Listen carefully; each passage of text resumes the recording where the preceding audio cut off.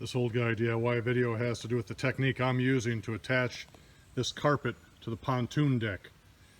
So after checking a few different places on the internet, some people say glue it, some people say don't glue it. So what I'm going to do today is staple this.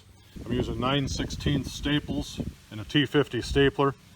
I'm going to start here in the front corner, and I'm going to come along this side as far back as the console here, and then I'm going to go to the other side, pull it tight and staple that down, and then I'll come back, do the second half of the driver's side here, then I'll get the rest of the passenger side, then I'll staple the front and do a finished cut on that carpet. Come back here, staple the rear, and I'll be ready to put the aluminum trim pieces on. In the last 5 minutes I stapled from this seam right here that I put in for the controls. I went along the side here. I just put about 4 staples here at the front corner to hold it. Then I came to the other side of the boat and I pulled the carpet tight and then put these clamps in place. I also put one here at the front. So looking at it, it appears to be laying down nicely. Now I'll come over to this side and staple.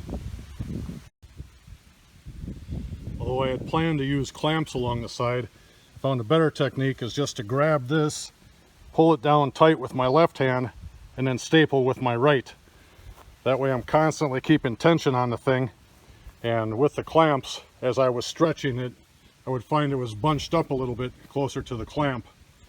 So now with the grab, pull, and wrap under, and then staple, it seems to be working well.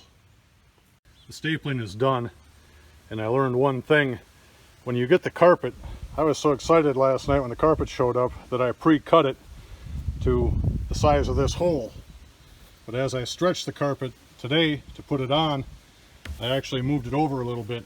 Gladly the shortage will be covered by the aluminum trim strip that goes there, but if you're going to do this job, I suggest you cut the area around the motor well undersized when you begin. So I've stapled all of the edges now. My next step is to cut the carpet even with the plywood, and I found that I have better control with a fixed blade knife than with a carpet knife.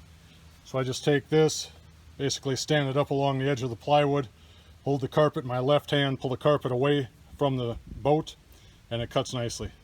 From a technique standpoint, I found it's best just to draw the knife towards me like this. There's no value in sawing it back and forth. Back here where I had come up short, I just cut a little piece out of this scrap of carpet. I just stapled it on there. So now at least when the trim piece sits on top, everything will be the same level. When it comes to installing the aluminum trim strips on the side, I just take this awl. See, it's sharp on one end. So I located this first hole. Now I'm going to lay this in place and put a bolt through it, and then I'll go up to the front and locate the front one. And the first hole I came through from the bottom, but all the rest of these I'll just kind of poke around with the awl. The aluminum should tell me right where the hole is. Here's the next one. And then I'll push those 1/4-inch bolts right back through. I have this back one located.